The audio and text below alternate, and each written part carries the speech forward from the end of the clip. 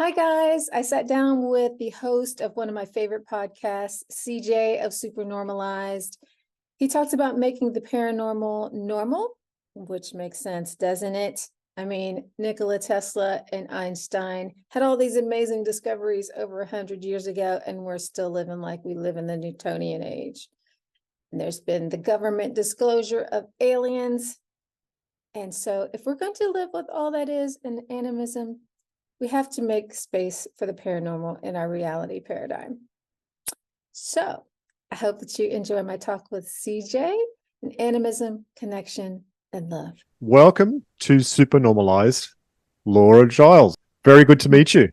Thanks. I love your show, and I am so thrilled to be here. Yeah, I love the topic. I don't know why more people don't talk about this. So I'm super happy to be here and talk about making paranormal normal. Yeah. Well, look, the way you reached out and you said to me on your email that you're interested in being on the show because the way you work with people is from an animist perspective.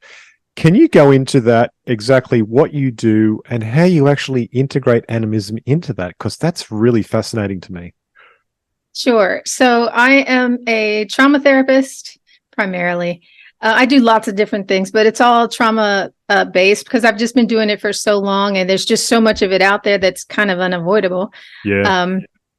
And the animism, I don't ever talk about it, but it's the way that I move in the world. So I don't know how else to be. Yeah, right. And when I talk to people about it, putting in that perspective, putting it in the wheel of life, making it more natural, then they really get it. And even if I never say animism or I say any of those key words, I think it's something that we all get from the gut level because it is what it is. Yeah. That's life, a reflection of life. Okay. So does that come from any informed experience from anywhere in your life? I mean, did you grow up in an animist perspective as a part of your life? I did. And I didn't really know that it was anything different because it's like any of your culture, you don't know it until you step out of it and then you see that people do things differently. Yeah, that's so right. It wasn't until there were key moments in my life that's like, oh, other people don't think like this. But for the most part, it's just been invisible, really. Yeah. Look, I know exactly what you mean because if you listen to the first show, I actually talk about when I was a baby. I was very, very small. I think I was still about 4 or 5 years old, and I was still just wandering around and doing things. But I was allowed to cross the road, and because we lived right next to a forest, and I would walk into the forest a little bit. In my perspective, it was a long way, but it was just inside the forest, and in there was my friends that used to teach me to meditate. And my friends were the forest beings, and I found out later these were considered to be the good neighbors, the fairies. And for me, that was normal. And I thought that was normal for everyone, but I didn't know that until I started talking about it. And as I got a bit older and people were looking at me like, what are you talking about? Right. Yeah. Yeah, but that's normal to me. So, I get where you're coming from there. Yeah. So you decided to start helping people with trauma. What triggered that sort of path for you? Was that something that you'd always wanted to do? No, not at all. Not at all. Oh, you were pushed into it by the universe. It's kind of been that way my whole life. I've really stumbled into different things, and it always ended up being exactly where I needed to be. So before that, I was actually a belly dancer. I was a professional belly dancer for a long time, and I was teaching in a rehab center, and they would refer some of their clients to me. Because when you have injuries, you need exercise, but there's some things you can't do. And belly dance is very gentle on the body. And it's a mind-body thing too. So you get your emotions involved. And there was a lot of catharsis that was happening. And people, they were just feeling things that was coming from the deep, and they were having all these experiences. And I was realizing how therapeutic it was. And I was like, oh, I need to do this with a little more integrity and information. And then that's when I went back and got my social work degree so that I knew what I was doing. It was natural and it was coming up, but it felt a little irresponsible to be doing it without information. Yeah, right. So when you decided to get the information behind it, how did you study? I mean, did you follow anyone or do any courses, or was was it like like school of life just coming towards you and teaching you how to do all this?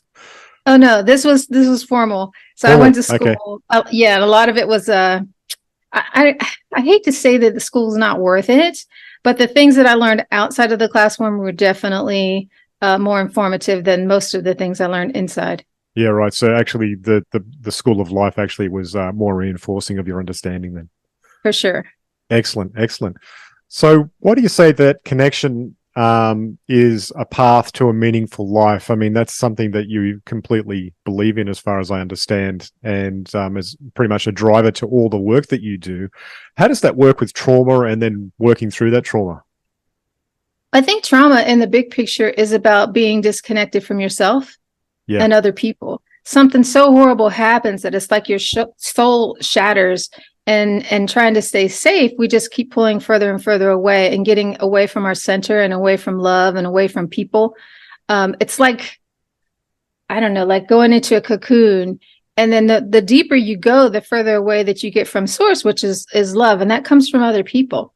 Well, it comes from yourself, but we see it reflected in other people, in the trees and the sun and everything around us. So the more and more that we move away from that because of the trauma, then I think the less real or alive we tend to be. So for me, trauma healing is about tapping back into that source, being safe enough to do that and let your light shine. And when that happens, we're all connected. And like you were saying, it's to the forest, it's to everything.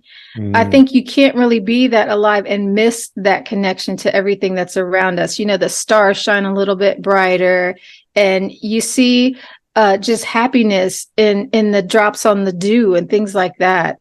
Yeah. You actually are more appreciative of everything. For sure. Yeah. Yeah. Okay. So one of the things that I was going to ask you about was intergenerational trauma and how that might hurt you. Can you tell How it me might more hurt around that? you? Yeah. So I think, this connection is not just to people. When we talk about love, a lot of people talk about, your boyfriend or your spouse. And when I'm talking about love, I'm talking about energy that's way bigger than that. And it goes from your very first roots, down through your DNA to the people who spawned you. And the trauma does too. Right. So we get their gifts, but we also get their burdens. So when we're talking about how we learn to love from our parents. And this is when we're in the pre-verbal stage. So, a lot of times I certainly did this. You think, oh, it's okay. They're too young. They're not going to remember this. But memory is not just the things that you can speak back and the images that you have in your head. Memory is all throughout the body, and it's stored in different parts of the brain. So, for example, there was this experiment, I think it was with rats, don't quote me on that, where they started to take out different parts of their brain to see if it could still run a maze. And no matter what they took out, the rat could still run the maze. And it was clumsy, but he was still running the maze because memory's everywhere. So when our parents are teaching us how to love, if they're like yelling at us, or if they're super affectionate, we get that eye contact, or we get that fear. And then as we grow up to find somebody who loves the way they love. Yeah, right. So if our house is scary, then I'm going to look for somebody who's scary because it makes me feel loved. And if they're warm and natural and healthy, we're going to look for that. And so that's kind of one of the ways that intergenerational trauma is passed down is by finding new people who fit our comfort zone, because that's what we learned. And another way that shows up is if I don't live in a happy house, then I'm going to repeat that same behavior on my kids and my neighbors and someone else. And it just keeps going on and on and on until somebody breaks that cycle. So I think this it does come from our ancestors, but the gifts come from there too. And I think a lot of people forget about that. And they just think, well, this is horrible. I have to just cut off all contact with my family, and then I'm rootless, which is not good either. Right. Yeah, because you don't feel supported in any way whatsoever. Right. Yeah, so it's like we actually get painted with painting our own lives with the same palette that we were given by our parents. Yes. And it's just not the full spectrum. Yeah.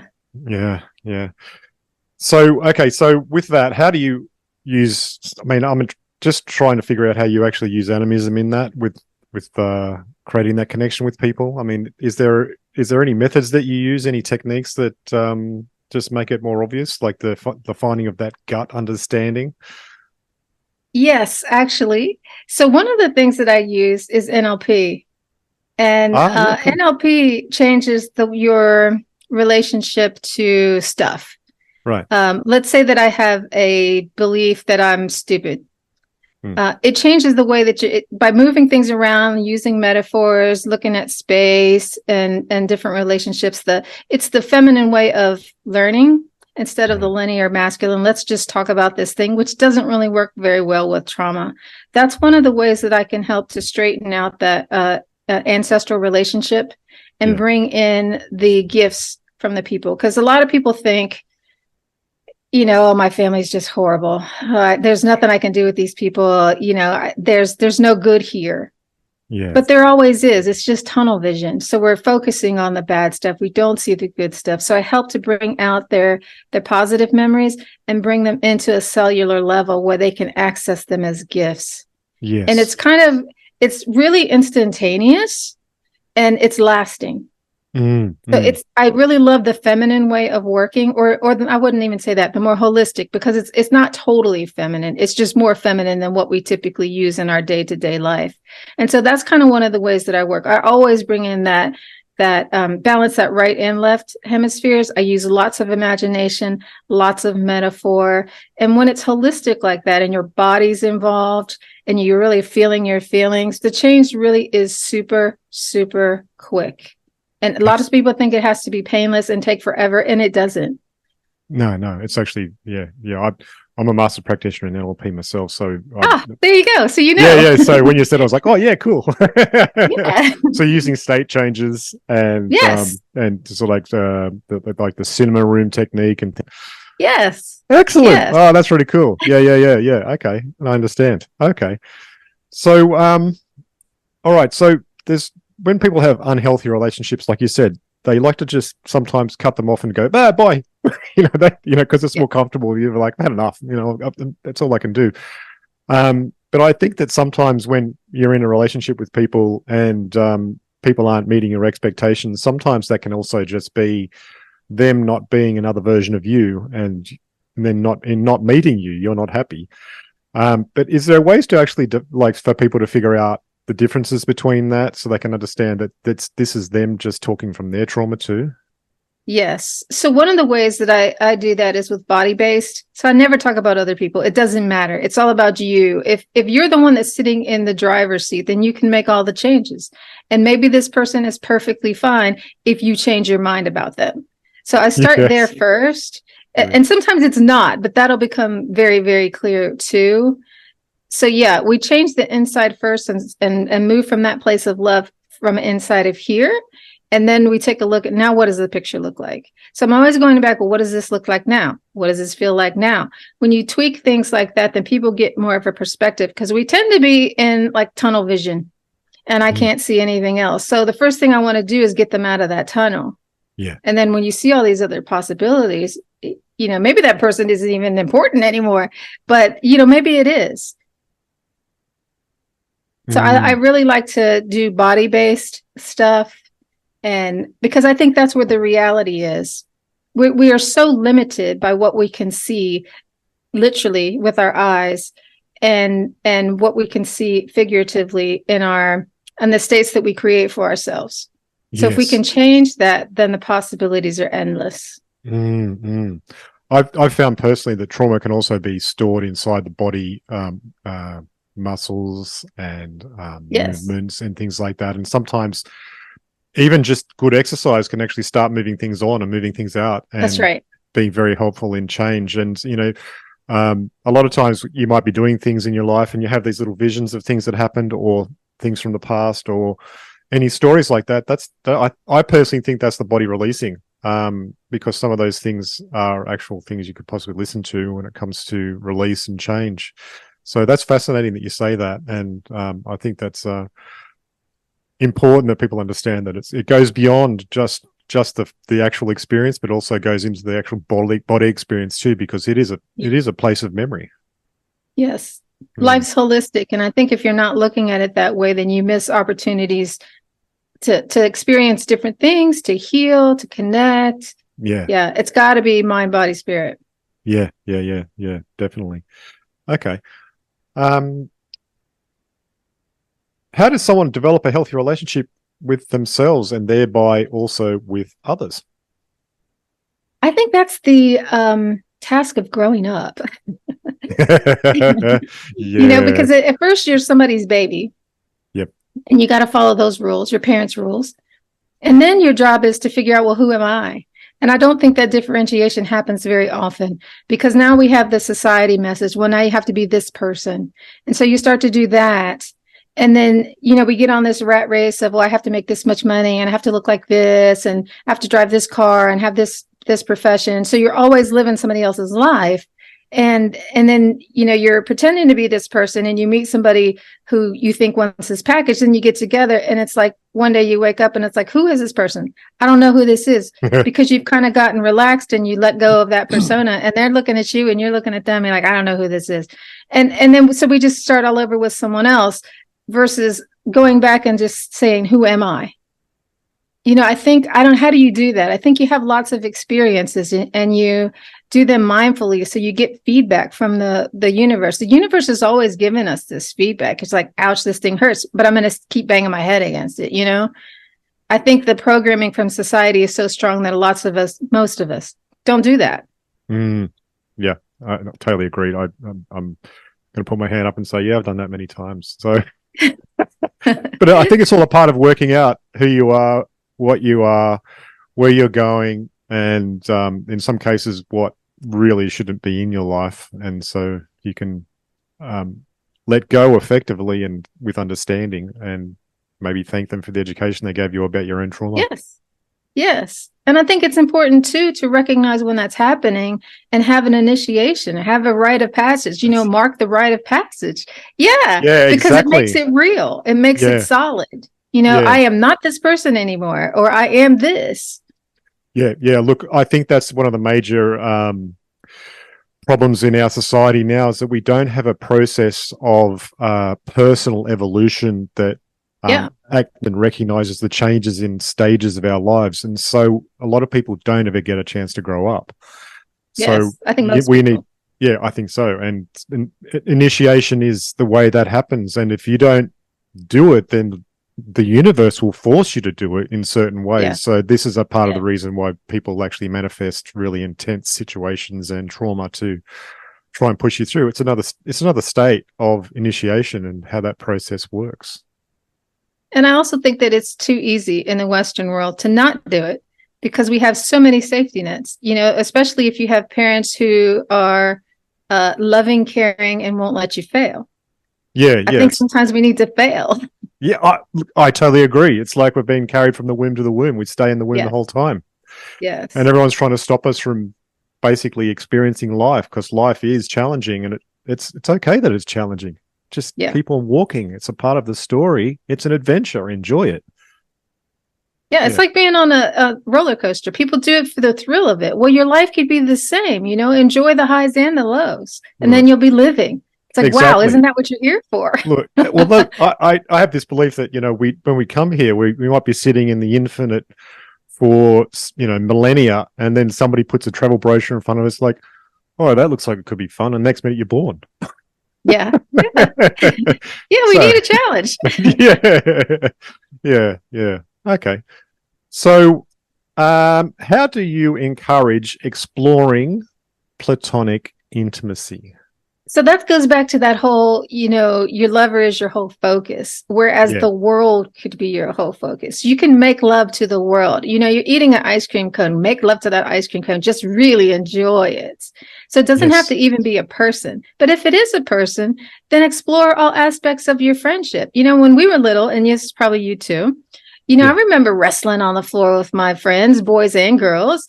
And, we were very touchy-feely. And I grew up in a high-touch family, so that was part of it too. But with kids, you're not thinking about all of these taboos, and I can't do this, I can't do that. And you put all these restrictions on yourself. And I think it's restrictions to love. And, so I was going hiking this morning and I'm looking at the sun coming down through the trees and how it's striking the dew on the grass. And I mean, everything was just so alive. And so I'm making love to the forest, and the forest is making love to me, and there's deer and everywhere. It's just so much to love. And I'm just like, why do we not make love to life? That's really what I'm talking about with platonic intimacy. I don't think you have, if you're putting all your love into one person, that's a gigantic responsibility. I can't even imagine how much of a burden that must be, that I have to make you happy. Oh my God, I don't want that. Let's spread that responsibility out, and let's spread the love out. There's more of it that way.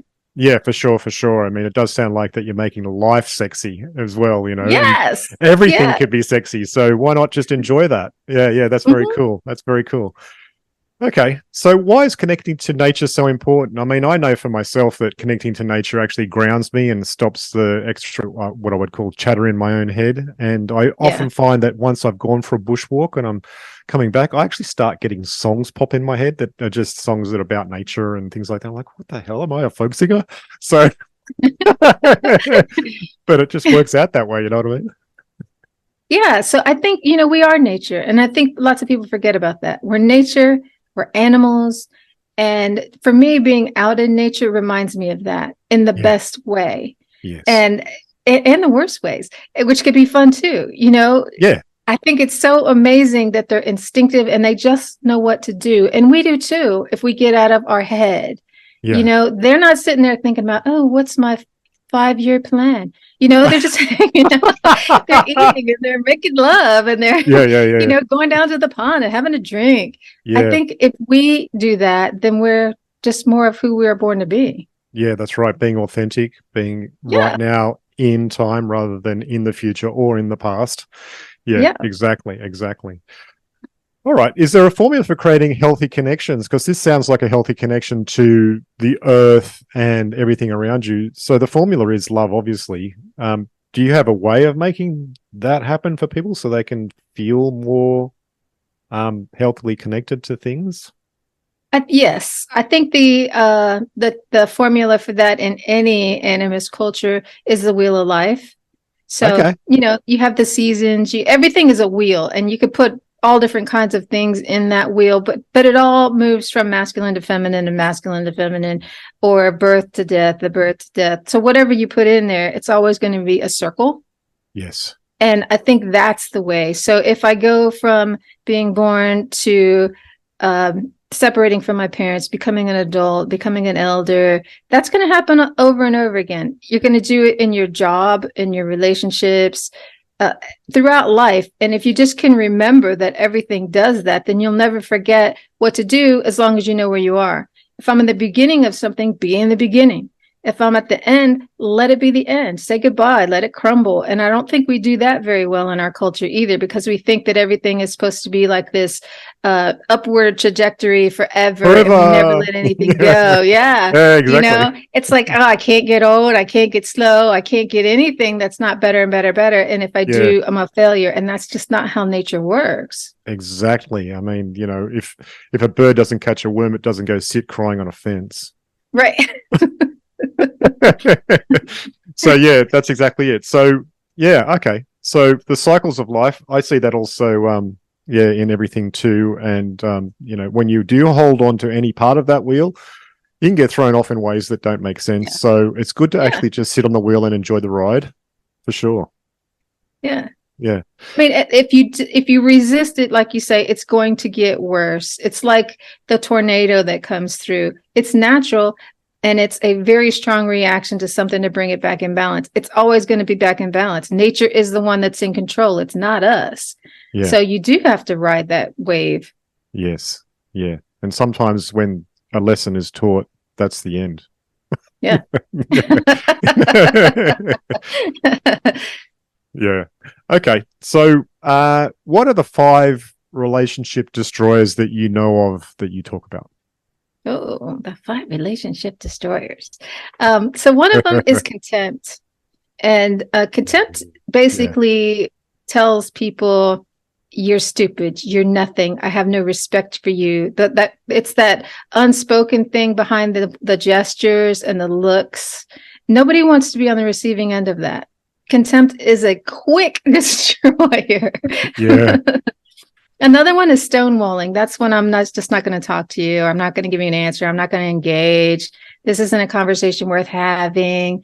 And people want to be seen and heard and engaged with and respected. It's like, if I meet you here and this is where we're, and I'm trying to move forward with you and you're refusing to do that, then I have nowhere to go. Yes. So I'm probably going to say, well, I think we're done here. Eventually I will. Okay. Another one is criticism. Okay. It's kind of like contempt in that, I don't have anything positive to say, and it just doesn't feel good. So, why do I want to do that? And the fourth one is defensiveness. Yes. Defensive sends the message that I've been attacked. Yes. And it's because we're connected individuals. If I'm sending one energy out, then if I'm going to stay connected to you, then you're going to have to meet me at that level. So if I'm being defensive, even if you weren't intending to attack me, you're probably going to take that posture because I've set it up and I want to stay connected to you. Yeah, right. So if I just de-escalate and if we're on a teeter-totter and I'm staying in the middle, you keep trying to pop me up or pop me down and I'm just staying here, you have to meet me there or we'll disconnect.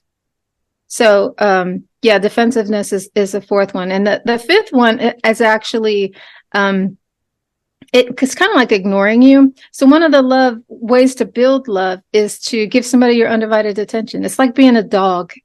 Every time I come home, my dogs are so great. Every single time without fail, they run up and greet me. Every single one of them. Yeah. And if more humans were like that, we would have amazing connections. It's like, oh my God, you're the greatest thing I've seen all day. What are you doing? Hi. But instead we get bored and we're just like, oh, been there, done that, and just ignore each other. Oh, you're here. Kind of like that. Yeah. That's a giant relationship destroyer too. It's like, I don't even see you. That's why people fall in love with each other, is because they feel seen. Oh, absolutely. So it's like, stop loving each other, just keep doing that. Yeah, keep doing the good. Yeah. When I lived with some friends, we made this rule that whenever one came into the room, we'd cheer. Oh, that's awesome. And that was amazing for like lifting our spirits. And so, and I mean, it was relentless. We'd actually did it for a long time just to see what happened. And we all agreed it was great. So, I mean, that's awesome. Reaching out to forge connection continuously is the most sensible way to go when it comes to even growing more love. And I mean, that contempt one, that's a big one, because see that in the rolling eyes, when you say something like, and they roll their eyes, like, okay, that's where we're at now. So I mean, it stabs you straight in the heart, because we are connected. And it's like, I see myself in your eyes, and if you were reflecting back that I'm nothing, that's very hurtful. Exactly. It's just it's disconnecting, and that doesn't really help with growth. Yeah. So I'm going to ask you, why should we connect with our ancestors? What is the benefits in that when it comes to trauma and trauma release, and also then creating more connection in ourselves and in our lives? I think one, is there a resource with strengths that we may not know we have? Okay. Because when I think about my ancestors, they're from all over the world. And I think about everything that they went through for me to get here. Yeah. I have African slave ancestors. They survived the journey. They survived the hardship for however long they were here. That's pretty awesome. I have people who survived famine, people who survived war, refugees, all kinds of things. And I think, oh my God, I haven't done anything like that. But that strength is there. It's in my blood. It's in my line. So one of the ways that I think it's really beneficial is to just know that and think about that, because it is in you. It is you. And once you know you have it, then it makes it easier to display it. And another thing that I think ancestor reverence gives to us is a place in history. a lot of people feel lost, especially Americans, because most of us were not Native American, so we came from somewhere else. And a lot of times that connection feels severed to whatever the homeland was. Sometimes too with trauma that happens. If I have to get out of my home situation just to survive, then it can feel like that connection is severed. In fact, most people don't know anything about their ancestry past their grandparents. So I think finding that stuff out, it gives us a sense of roots. So I know for me, one of the other things that I do is sacred travel. So I go all over the world to different places to be with the sacred energy, but sometimes I also do pilgrimages and ancestral pilgrimages. And every time I go to a place where my ancestors have been, it feels totally different. There's a sense of belonging, like, why do I know this place, even though I've never been there? So the sense of roots and timelessness and just the sense of I belong is incredible when you have a connection to your ancestors. I think everybody deserves that and needs that. It's such a powerful place to stand. Right. Yeah, look, I was at 28 days after birth to another family altogether and grew up wondering, who are these people? So I totally understand that. And as I was growing up, and I turned into a teenager, I was really attracted to Russian culture and vodka and all these sort of things. And it didn't make any sense. And I didn't know why. And I did know that I was adopted, but I didn't have any information. And in time, I sought that out. And it turns out my father was Russian and my mother was English. And it's in you. Yeah, it's in me. And when I went through a little tour of Europe, I didn't get to Russia, but I want to. But certain places in Europe, I'd stand there and go, "My God, I feel like I've been here." Exactly. Which is really, really interesting. Yeah. So when you do those tours, remember. When you do those tours, do you do them on your own, or do you take people as well? Or it started on my own. Yeah. I was just working a lot, and I really needed a break, and I had no idea that it was going to turn into a spiritual adventure. It was not on my radar at all. It landed on me, and it hit me really, really hard. Yeah. And I said, this is too good to keep to myself. And that's how I started it.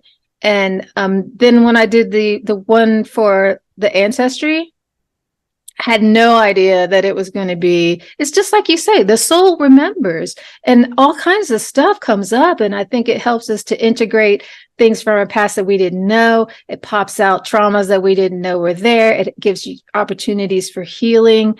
I mean, it gives you ways to expand into cultures, into love that you didn't know existed. I mean, it's always that big every single time. Wow, that's cool. Yeah. Wow. How long do your tours go for when you take people? Is it like a week or 2 weeks? It's a minimum of a week, sometimes up to 2 weeks. It depends on where we're going and what we plan to do there. Yes. And it's evolved since COVID. It also depends on the group and what I think they're up for. So sometimes it's about the place, and sometimes we do more like retreats, and I'll do intensives with people where we just do this real intense they could be rituals, they could be kind of play times where we just let stuff comes out. But because of my trauma background, I'm hoping that something will come out, and so we'll process that, or we'll dig into the past to see what past life memories are there, or into the energy of the place to see if we can contact something like that. So it's really spontaneous. It just depends on where we are and who's with us, what happens. But it's really a tight place and time where we do get to kind of connect with the land and our deepest selves, with these people that we probably have never seen before and never will again. But it ends up being this little pod of safety and exploration where I'm not quite alone. So, okay, I'll do this thing, and it's just, it ends up being really, really cool. Yeah, right. So it actually helps people to expand just by being out of their comfort zone as well. Yeah. So what places have you been to so far? And lots. Egypt was the first. And that was just amazing. That was back in the day when things were possible that are not possible today.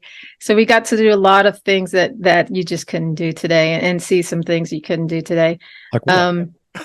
Well, like for the so the first time I was there, we actually climbed one of the pyramids, which I know is naughty. You're not supposed to do that.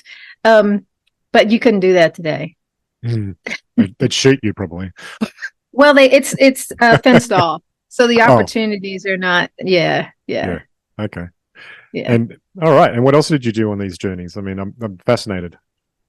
So we went to the temple Sekhmet Yeah. in Karnak, which is also not open to the public. So a little bribery gets you a long way Mm. in Yeah. Yeah. Yeah. Egypt.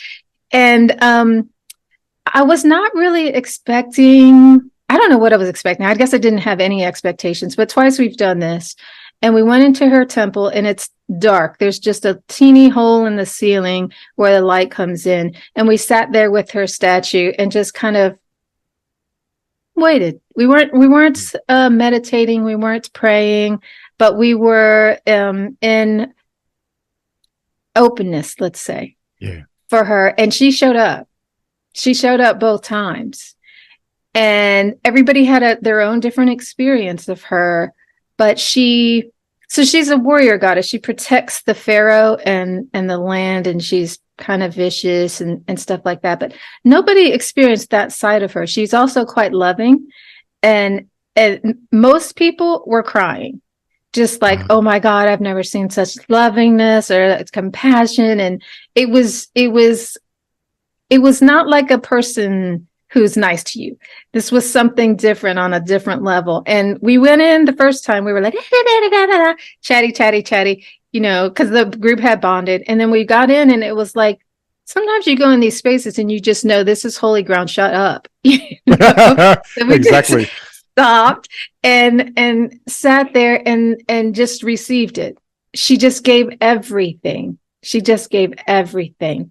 And I think that people were cleansed in different ways.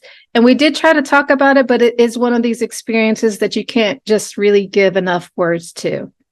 Of course, it's beyond words. That's why. Yes. Yes. And every Wow. time I've seen her, she has always showed up like that. Brilliant. Always. Brilliant. Do you have a statue of her at your home, and do you still I talk do. to her? Very cool. Yeah. Excellent. Yeah, yeah, right. So it sounds like you do a little bit of off the cuff sort of magic work as well. That I prefer that. Yeah. yeah, yeah, yeah. So nothing that's really organized. It's just the way it works. Yes. Yeah, Yes. yeah. I'm always available for the mystery. Absolutely. I think we all are, but we don't realize it. Yeah. Yeah. Okay. So what other places have you visited?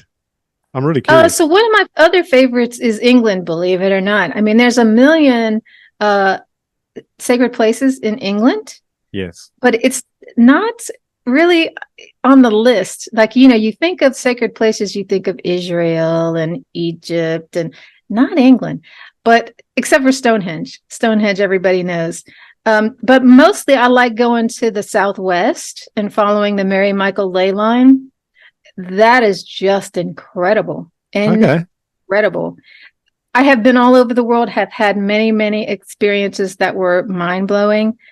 But every time I go to England, not just the first time, I come back and it takes me a long time to get my feet back on the ground because the energy is just so different. And I've been to Peru. I've been lots of places, all amazing.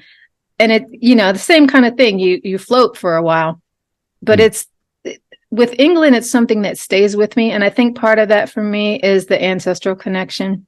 Yeah. And I didn't even really know that I had an ancestral connection the first time that it happened. I just knew that I was like, wow, there's something really special about this place. And it's blowing my mind in a way that nothing ever has. And it does it every single time. Very cool. Very cool. Yeah. So when you did that one, was that with the group as well, or was that alone? I've been to England many, many times. So sometimes with the group, sometimes not. Yeah. Right, right. And did you, when you say you had experiences and it blows your mind, what happened? It's, again, sort of the things that, it's not like I have apparitions or anything like that. I'm not visual. I'm kinesthetic, so I feel things. Okay. Sometimes I have dreams. I'm a lucid dreamer, so I can, run around in my dreams as it's happening. That's one of my favorite ways to interact with spirit. but it's just the way that things feel. It feels like the past, present, and future are all present in the same time.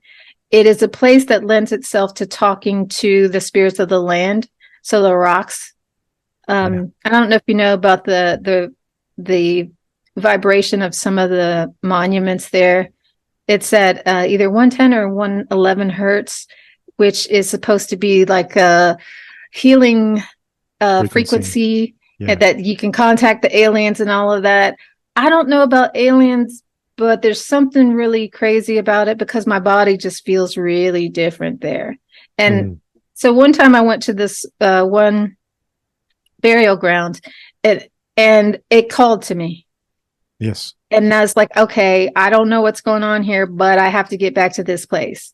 And I made a beeline. I got off the plane, made a beeline over there, and I got there and I said, grandfathers, why did you call me here? And he said, to tell you or to show you that you don't have to be here to be here. And what he meant by that was that the first time I was there, it was like all time was in that moment, was in every blade of grass, was in the clouds, the rocks themselves within me, and we were all one thing. And there was no separation between any of the molecules, or there was no time at all. And it was the coolest experience ever. And I'm like, oh my God, if I could just feel that whenever I wanted to. And him calling me there, what he was saying was that is possible. And as soon as I got it, I got it. Yeah. And I have never had to. So now anytime there's anything that I want, and I have been there, so I've been there mindfully enough that I could recall it. I could have it again at any moment. Right. So you were taught like a method to instantly time travel to that space and time. Yes. Wherever you are, it doesn't matter where you are. You can actually take a piece of yourself and place it there and then connect. It's kind of like lucid dreaming, but on purpose. Yeah. Yes. Yeah. Very, very cool. Okay. Yeah, I have a bit of a kinship with North Wales as well because of my mother's side, and when I visited there, I felt weirdly at home. Everyone said it's going to be really, really, really cold because it was winter, and I got there and was like, oh no, this is not cold. This is nice. I really liked it, and walking around, feeling the land, that was beautiful. I really enjoyed rain and wind that almost blows you over. I loved it. So Wales is amazing. Yeah, for sure. Okay, so you've done these tours with people and you do these tours for yourself. What other work do you do to help people connect to love and also connect to getting past their trauma into a deeper understanding of love? I think one of the biggest things that I do, I wouldn't call it work, is just to show up. Sure. Just to be in their presence and be me and let them be them. And I think everybody can do that. Yeah. I think when a person has a safe space and there's no judgment and we're just open to being us and letting them be them, that is the easiest way to create that love and to help keep it going. And I didn't know that because I grew up in a really warm family, high touch family. So I took it for granted. I just figured everybody had that. And I didn't know that it was such a maybe rare thing or a hard thing to do. And I didn't know that it was the gift that it was until I started doing sacred travel. And then I'm here with these groups of people who are strangers, and I'm thinking that this amazing thing that's happening is from the places we're going. And the places are amazing. But then as we got on and, doing it on and on and on, I'm like, wait a minute, there's something different here. There's something more than just this. And it took me a long time to figure out that is that sacred space that we create. When you have a sacred, safe space to just be you and do you and to be stupid and silly and make mistakes and be vulnerable and tell your stories, and it's accepted, then the love flows, not just from you, but from everybody in that space. And so in my private community, that's what I try to create. We do talking circles all the time. To give people that experience and to give people that space. The moon circles are the same. So really, I think it's that. Just coming with yourself and being self-assured enough to show up in a way that you're not defensive and you're, open and loving and all of that. And if you can do that, you can create more of that. Right. And I take that, that's what I do everywhere. all the time. So it is in my work, but I don't really think of that as work. Okay. Yeah. So you have processes that you do with people to actually help them to open to that? I wouldn't call it a process. It's kind of structured to give them the container for it. So with the talking circle, there's kind of rules, on how to be in the space. But I think once people have that, because you've got people who have never had any safety at all. So I think the rules are a good container. But when I'm in my groups and we're doing the touring and stuff, I don't ever do that. I don't ever say, okay, this is how we're going to roll. It just kind of happens. And I think it happens because people feel safe enough to be vulnerable and to talk to each other and to be open and to cry if they want to, or laugh if they want to. Well, I mean, it could also be a part of the story that the energy that you're resonating, because you're already carrying this and embodying it, you bring that to the group and maybe blanket the group with a new frequency, and then they tune into it. That could help as well.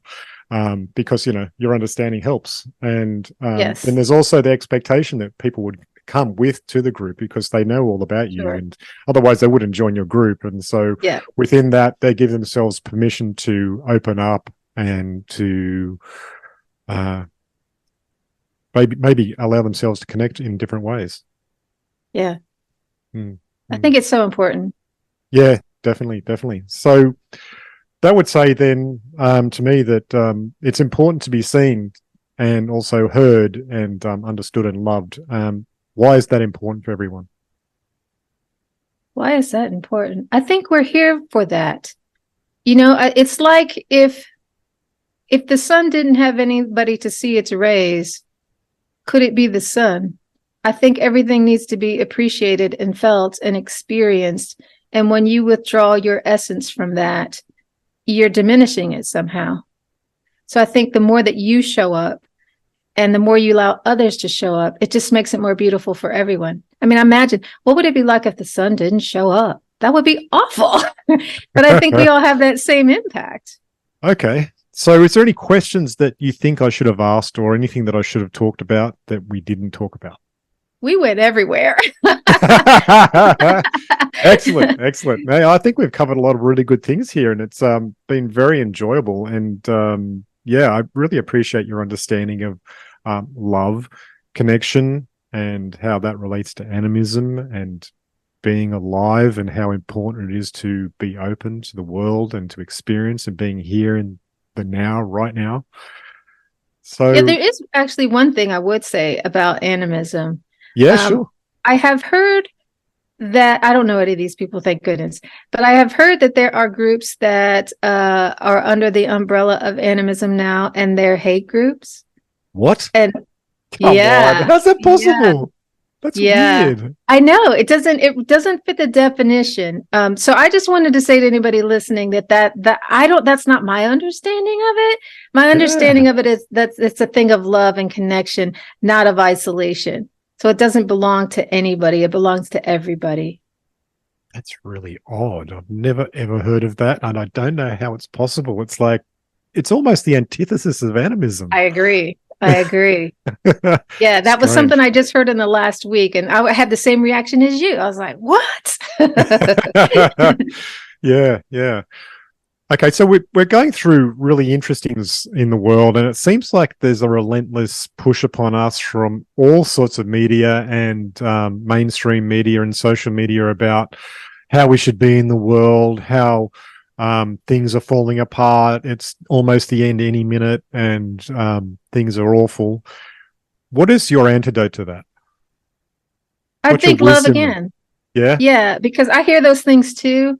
And, either we're on the cusp of the ascension or destruction and, the decimation of the population. Yeah. And, okay, let's say that it is. Yeah.